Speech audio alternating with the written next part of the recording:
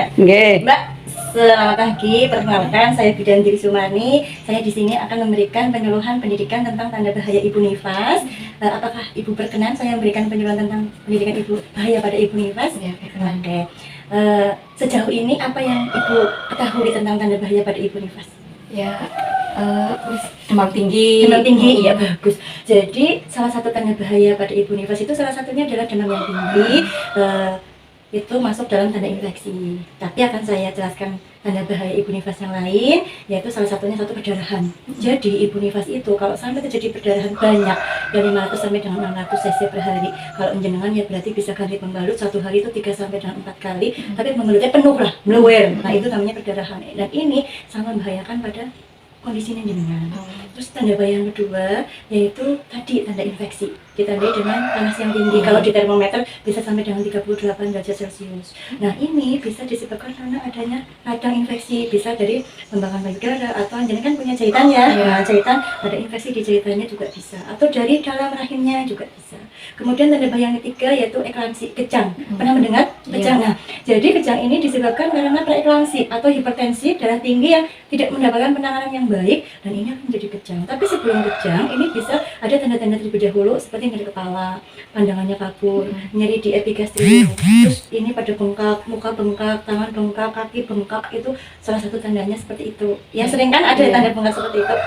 Nah, terus tanda gejala bahaya yang lain yaitu tadi sudah ya, ada tadi apa? Pendarahan, demam tinggi, eklamsi atau eklamsi. Terus juga ada tanda-tanda malas makan. Jadi karena kelelahannya kan, karena ibu kan lelah ya, jadi malas makan. Nah ini sangat bahaya karena ibu nifas, ibu menyusui kan perlu menyusui bayinya, perlu nutrisi yang banyak, harus banyak makan. Tapi memang kadang ada yang memang untuk makan itu malas karena malam wis begadang, siang bayinya rewel, kurang cucian ketemu dewek kayak gitu. Nah jadi harus ada makanan minuman yang banyak gula. Jadi untuk meningkatkan stamina-nya panjenengan. Nah, jadi perlu itu stamina-nya kembali lagi. Terus kemudian tanda bahaya yang lainnya adalah ada tromboflebitis. Tromboflebitis itu adalah suatu peradangan yang menyebabkan adanya gumpalan darah. Nah, gumpalan darah ini bisa menyumbat pembuluh darah. Nah, kalau menyumbat pembuluh darah, maka akan terjadi pembengkakan. Nah, biasanya di daerah betis kakinya sakit, daerah betis kakinya sakit itu nggon kelaran cara gemien apa ya mbah? Sing kenang sawan apa gitu loh, maksudnya sing sawan sing menis-menis, sikilnya menis-menis, merah, sakit. Apa jenengane lah? Itu bisa ya, ada yang dulu zaman kuno seperti itu. Terus juga tanda bahaya yang lain apa Bu? Ini payudaranya bengkak. Ya, payudara bengkak ini disebabkan karena apa? Karena bendungan ASI sebenarnya. Bendungan ASI ini ya, disebabkan karena bendungan ASI ini itu karena golongan nusu orang tuntas, dan nusunya tuntas. Makanya sekarang kalau nusu itu harus satu susu habis baru pindah ke susu yang lain, jadi harus tuntas. Nah, jadi kalau tidak tuntas bisa menyebabkan kandungan ASI.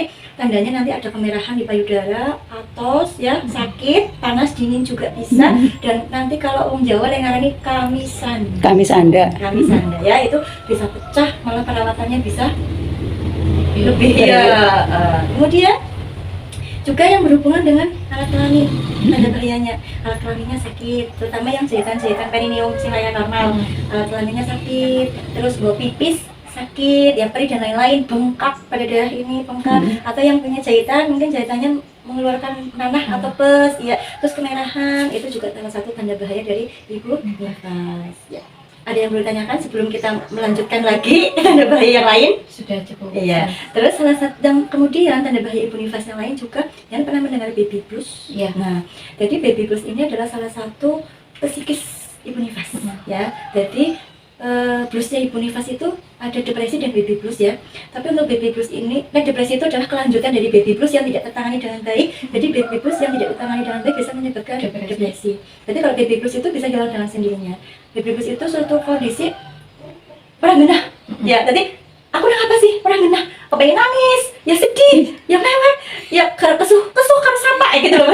Rasanya ya kesuh, tapi aku bingung kesuh karena sampah. Aku tadi nangis driver tapi aku nggak tahu nih kepriwe. Biasanya itu karena macam-macam faktornya banyak. Ada faktor satu mungkin kurangnya dukungan dari pihak suami, pihak keluarga, kayak gitu kan. Terus yang kedua mungkin ada ketakutan, ini jangan-jangan aku nggak bisa nyusui anakku seperti mungkin yang lalu apa gimana, atau mungkin aku rasa ngopeni anakku dengan baik karena yang urung tayang mapungi, yang urung tayang barut, yang urung tayang bedong dan lain-lain. Jadi terus capek, malam begadang, nguyuh baik, mimpi baik. Jadi banyak faktor yang menyebabkan itu.